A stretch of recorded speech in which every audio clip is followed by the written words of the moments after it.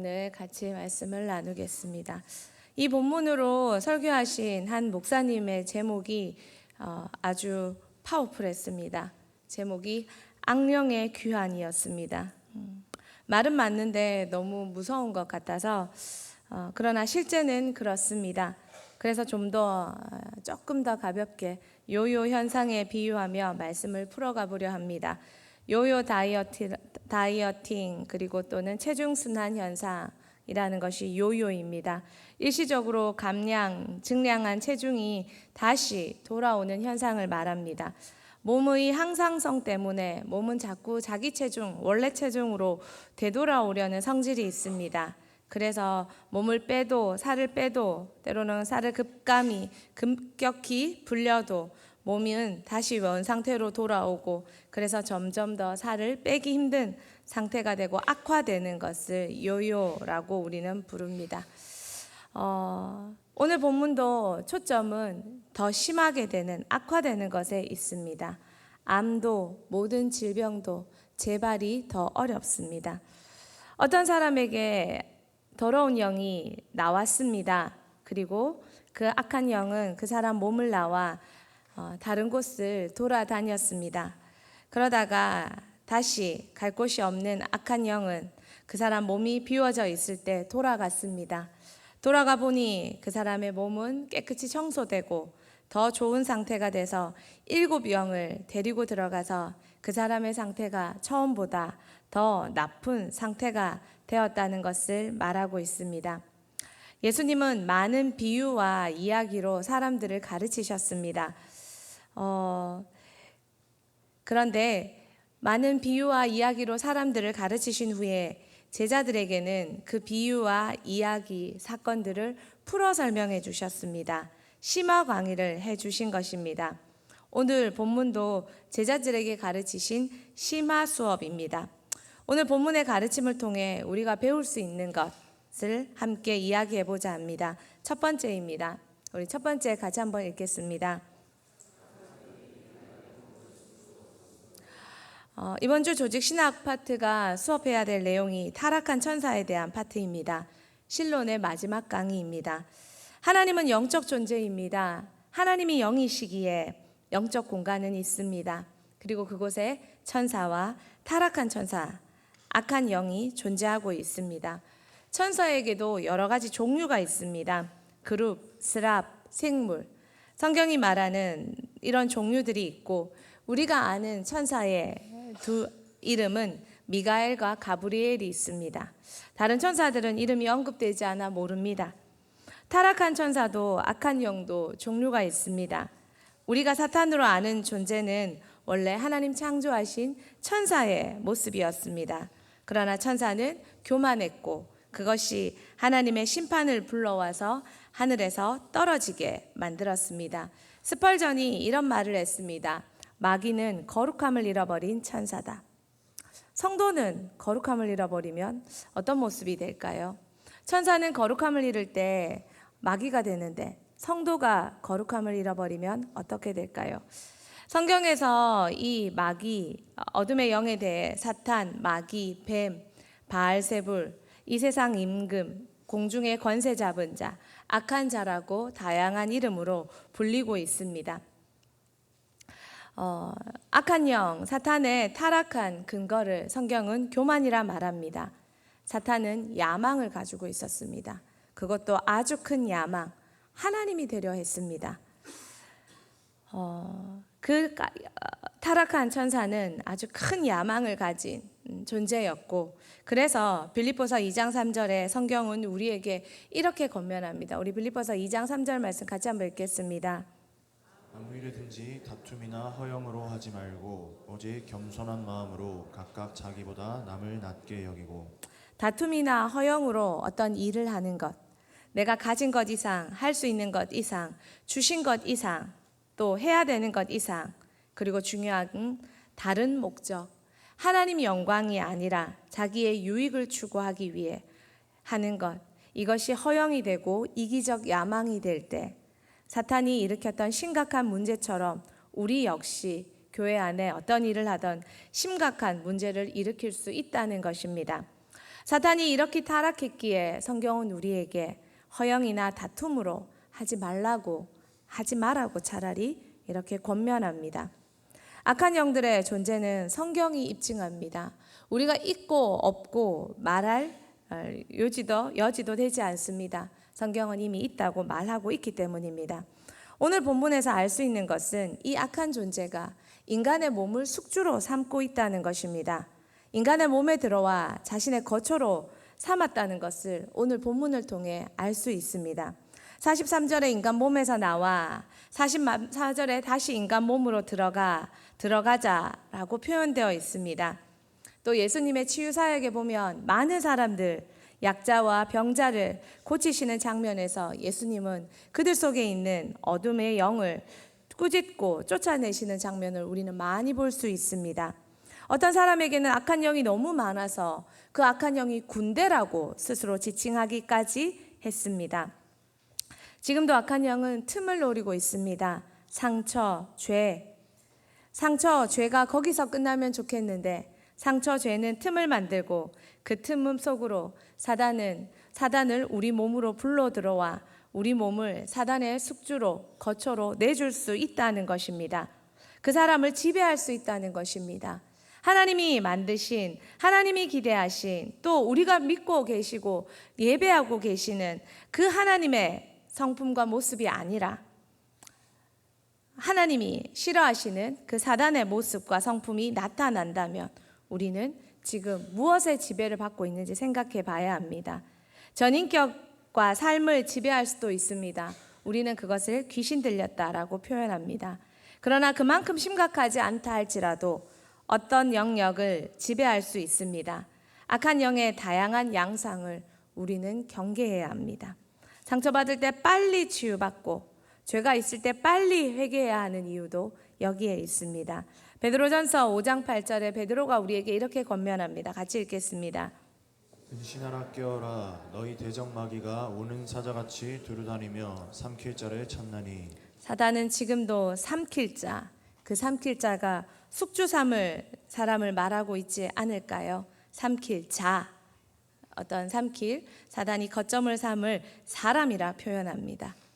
생각해 봐야 합니다. 아니, 깨어 있어 경계해야 합니다. 두 번째입니다. 오늘 본문이 가르쳐주는 두 번째 같이 읽겠습니다. 43절에 보면 물이 없는 곳에서 헤맸으나 찾지 못하고, 본문에서 악한 영이 사람의 몸에서 나온 악한 영은 나와서 그 지역을 헤맸다고 표현되고 있습니다. 웨인 그루뎀 조직 신학에 보면 지역을 다스리는 어둠에 대해 이야기하고 있는 부분이 있습니다. 어떤 지역은 다른 어떤 지역보다 어둠이 더 많이 지배하고 나쁜 현상들이 더 많이 일어나는 동네, 지역이 있는 것을 볼 수 있습니다. 딘션만의 영적 전쟁이라는 책에 보면 이런 이야기들이 너무나도 많이 나오고 있습니다. 실제라는 것입니다. 한번 거점이 되고 나면 그곳이 할렘가가 되고 또 나쁜 사람들이 모이는 지역이 되고 마약촌이 되고 좋지 않은 사람들이 모여 사는 곳이 되는 것처럼 어둠도 그 지역을 차지해서 장악할 수 있다는 것입니다. 우리가 사는 도시와 지역을 위해 기도해야 할 이유가 여기 있습니다. 지역만 그럴까요? 가정은 어떨까요? 부부관계가 늘 틀어져서 늘 분쟁을 일으키고 그 틈에 자녀들은 늘 불안해하고 서로 싸우고 싫은 말, 미운 말, 그리고 저주의 말만 오가고 있을 때 그 가정은 지금 성령이 지배하고 있는 곳입니까? 아니면 어둠이 지배하고 있는 곳입니까? 또 자녀 중에 좋지 않은 것을 몰래 훔쳐보며 끊임없이 좋지 않은 것을 주입하고 있으면서 속일 때 그 자녀의 방은 무엇이 지배하는 공간이 되고 있을까요? 가정을 위해 기도할 때 가정에 어둠이 틈타지 못하도록 기도해야 합니다. 부모의 방관, 자녀의 죄악, 또 가족의 상처, 이 모든 것들이 틈이 되어 가정을 어둠이 지배하는 곳으로 만들 수도 있다는 것입니다. 우리 가정은 성령님의 지배를 충분히 받고 있습니까? 어둠은 영적 세계에 존재하지만 사람의 몸과 지역과 어떤 지경도 거점으로 삼을 수 있다는 걸 생각해야 합니다. 그렇다면 내가 속한 가정, 내가 속한 직장, 내가 속한 학교, 내가 속한 지역, 어떤 모습이고 어떤 곳인가, 그리고 그것을 해결하기 위해 우리는 어떻게 해야 하는가 생각해 보아야 합니다. 세 번째입니다. 우리 같이 한번 읽도록 하겠습니다.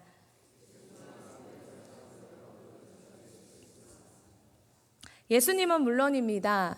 예수님은 물론입니다. 그러나 믿음의 사람들도 동일합니다.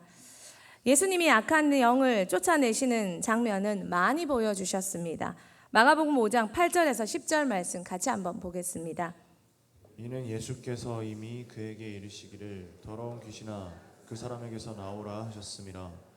이에 물으시되 내 이름이 무엇이냐 이르되 내 이름은 군대니 우리가 마름이니이다 하고 자기를 그 지방에서 내보내지 마시기를 간구하더니 한 사람에게 하나의 어둠만 들어오는 게 아니라 다양하고 많은 어둠은 더 많이 들어올 수 있다는 것입니다. 에이즈 환자에게 에이즈 균이 하나만 들어오는 것이 아니라 다양한 균이 더 많이 섞이면 섞일수록 어려워진다고 치료자분이 이야기하신 걸 들은 적이 있습니다. 어둠도 우리 마음에, 우리 몸에 더 많이 들어올 수 있는데 그 들어왔던 어둠이 예수님께 말하기를 자기를 그 사람에게서 내보내실 때 그 지역에서는, 지방에서는 내보내지 말라고 말하는 장면을 볼 수 있습니다. 앞서 말한 대로 어둠이 사람도 거점 삼지만 그 지역도, 지방도 거점 삼는다는 걸 볼 수 있습니다. 오늘 방금 읽은 마가복음에서 귀신들은 예수님을 먼저 알아봤습니다. 그리고 귀신들이 예수님에게 요청하기도 했습니다. 그리고 그 지방에 머물게 해달라고 말했습니다. 예수님은 이 어둠을, 이 악한 영들을 돼지떼에 돼지떼에 들어갔고 돼지떼가 몰사당하기도 했습니다. 재미있는 것은 이 지역 사람들이 그런 예수님을 보고 환대하며 자신들을 더 깨끗하게 정결하게 해달라 요청해야 되는데 그 지역 사람들이 예수님께 요청한 것은 떠나달라는 것이었습니다. 이 지역이 무슨 지배를 받고 있는지 우리는 생각해 볼 수 있습니다. 예수님만 이런 권세를 가진 게 아닙니다. 누가복음 9장 1절 말씀 같이 읽겠습니다. 예수께서 12 제자를 불러 모으사 모든 귀신을 제어하며 병을 고치는 능력과 권위를 주시고 10장 17절도 같이 보겠습니다. 70인이 기뻐하며 돌아와 이르되 주여 주의 이름이면 귀신들도 우리에게 항복하더이다. 예수님은 제자들에게 70인 전도 특공대에게 제자들에게 예수님은 자신의 이름의 권세로 귀신을 제어하고 쫓아내고 항복하는 것을 실습시키셨습니다. 그것을 경험한 제자들과 70인 전도 특공대는 너무 흥분하며 기뻐했습니다. 예수님은 제자들도 그리고 70인 전도 특공대도 이렇게 할 수 있다는 것을 경험시켜 주셨습니다. 예수님뿐만 아니라 예수를 따르는 자들은 이 모든 것을 할 수 있다는 것입니다. 마태복음 28장에 성경은 분명 우리에게 하늘과 땅의 모든 권세를 너에게 주셨으니 라고 말씀하십니다. 하늘과 땅의 모든 권세, 하나님이 지배하시는 이 땅뿐만 아니라 하늘의 모든 공간, 이 땅의 모든 권세, 그 권세가 없다면 어떻게 우리가 이 땅에서 공중 권세 잡은 자들과 싸워 이길 수 있을까요? 이 땅에서 하나님 나라를 확장한다는 것은 이 땅을 거점 삼은 공중 권세 잡은 자들과의 싸움인데 우리가 어떻게 이길 수 있을까요? 그래서 하나님은 하늘과 땅의 모든 권세를 우리에게 주셨다 말하고 있습니다. 어둠을 쫓아낼 수 있는 유일한 희망, 그것은 예수 그리스도뿐입니다. 믿으십니까? 그래서 희망이 있는 것입니다. 예수님은 당신의 사역에서 보여주셨고 제자들을 시범시키셨고 우리 삶에서 관계에서 어둠의 역사를 느낄 때 스스로 이것을 예수 이름을 사용해서 스스로 자유케 하고 승리케 하고 또 이길 수 있는 능력을 주셨다는 것입니다. 여러분은 예수 이름으로 기도해 본 경험이 있습니까? 그리고 예수 이름으로 기도해서 승리해 본 경험을 가지고 계십니까? 할 수 있습니다. 해야 합니다. 바울은 자신의 영적 권세를 가지고 이렇게 말합니다. 고린도후서 10장 3, 4절 말씀 같이 보겠습니다. 우리가 육신으로 행하나 육신에 따라 싸우지 아니하노니 우리의 싸우는 무기는 육신에 속한 것이 아니요 오직 어떤 견고한 진도 무너뜨리는 하나님의 능력이라. 모든 이론을 무너뜨리며 모든 이론을 무너뜨리고 학식과 지혜와 가설을 넘어 이론까지 가는 이 모든 것들, 그것이 무기가 될 수는 없다는 것입니다. 이론으로 싸우는 게 아닙니다. 하나님의 능력으로 싸웁니다. 바울은 이것을 일찍이 경험했기에 당당하게 자신이 가진 것 다 배설물로 버릴 수 있다고 말했습니다. 그는 이미 능력으로 사는 인생이 되었기 때문입니다.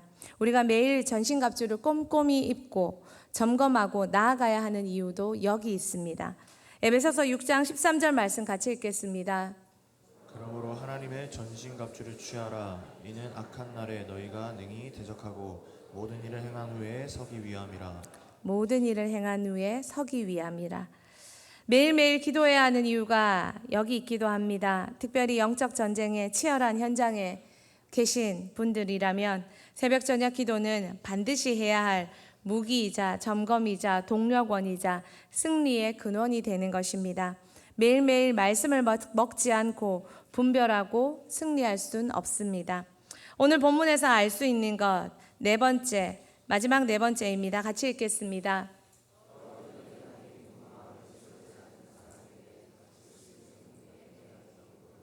더러한 영이 떠났지만 그 떠난 자리에, 그 빈 공간에 아무것도 채우지 않을 때 그 사람에게 닥칠 수 있는 공경에 대해서 오늘 본문은 경고해 줍니다. 중요한 건 깨끗해 된 뒤입니다. 나간 뒤 채우지 않으면 더 나쁜 것이 들어와 더 나쁘게 된다는 것입니다. 요요는 몸을 더 상하게 만듭니다. 더 살이 찌게 만들고 더 이상 살을 뺄 수도 없는 몸으로 만들어 버립니다. 암은 재발이 더 무섭습니다. 은혜 받았습니다. 하나님 만났습니다. 하나님 만난 경험이 있습니다. 그 뒤에 어떻게 되었습니까? 관리했습니까? 충만함으로 채우고 있습니까? 도울 김용옥이라는 분이 아주 한때 자신의 이론으로 아주 유명세를 치른 적이 있습니다.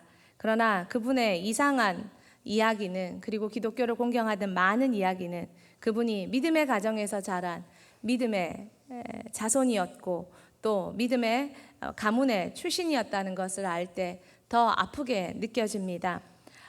연예계에서 아주 유명한 그리고 아주 큰 연예 기획사를 가지고 있는 한 분도 아주 유명한 연예인이고 큰 연예 기획사를 운영하고 있고 연예계의 큰 손으로 활동하지만 이단의 앞잡이가 되어서 이단 강의를 하고 그것을 유튜브에 내놓고 그리고 기독교에 대해 공격하는 그 모습을 보면서 그가 또한 믿음의 가문의 아들이었고 믿음의 가문에서 자랐다는 것은 우리를 더 심각하게 만듭니다. 은혜 받았습니다. 더 중요한 건 그 뒤입니다. 채워가야 합니다. 계속 그리스도의 장성한 분량이 충만한 데까지 말입니다. 채우지 않으면 더 심각해집니다. 우리는 예수 그리스도에 대해 중립적일 수가 없습니다. 오스왈드 챔버스가 이렇게 말했습니다. 종교의 중립은 언제나 비겁하다. 예수에 대해서 중립적일 수도 없고 소극적일 수도 없습니다. 은혜를 받고 나서 깨끗게 되면 그 뒤 더 성령으로 채워야 합니다. 더 적극적으로 그분을 따르고 배우고 닮아가도록 애써야 합니다. 그런 가정이 되도록 함께 노력해야 합니다. 은혜 받고 왔다고 박수치고 끝났다고 생각하면 안 됩니다. 은혜 받고 온 자리에 그곳에 자신이 다시 주인이 되는 것이 아니라 예수 그리스도가 온전한 주인이 되셔서 온전히 말씀을 따르고 더 성령으로 채워지도록 가르치고 지도하고 함께 나아가야 합니다. 저는 은혜 받아 변화된 많은 이들을 알고 있습니다. 그러나 그 은혜를 지키지 못해 악화된 이들도 알고 있습니다. 조금 괜찮아졌다고 내가 다시 왕노릇하며 인본주의를 따라 세상의 성공, 자아 실현을 쫓아가는 사람들을 봅니다. 점점 더 나빠집니다. 또 안타까운 것은 자녀가 좋아졌다고 세상의 성공을 추구하도록 내모는 가정도 듣고 보게 됩니다. 왜 그렇게 됩니까? 깨끗하게 된 마음, 그 마음 뒤에 살 소망, 살 기대, 살아갈 비전을 예수가 아닌 다른 것들로 채우니 세상의 것들로 채우고 다른 것들로 채우니 더 나쁜 것들이 더 많이 들어와 점령케 된다는 것입니다. 오늘 본문처럼 말입니다. 말씀을 마무리하겠습니다.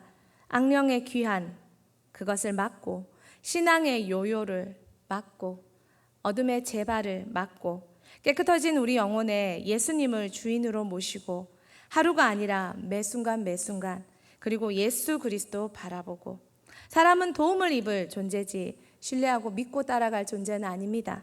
우리가 예수를 경험하고 도움은 받지만 그러나 예수를 바라보고 예수를 추구하며 가는 것입니다. 그렇게 예수 그리스도를 바라보고 나아갈 때 나빠짐이 아니라 강건해짐으로 점점 나아가 한 사람 두 사람이 세워져 여호와의 군대로 서는 때까지 우리 대흥교회 나아가야 합니다. 온 가족이 함께 나아가야 합니다. 공동체와 함께 교회와 함께 나아가야 합니다. 삼겹줄은 끊어지지 않기 때문입니다. 설사 한 명이 쓰러지고 자빠져도 도와주고 일으켜줄 수 있기 때문입니다. 듣는 것과 보는 것에 늘 주의하며 구별을 두어야 합니다.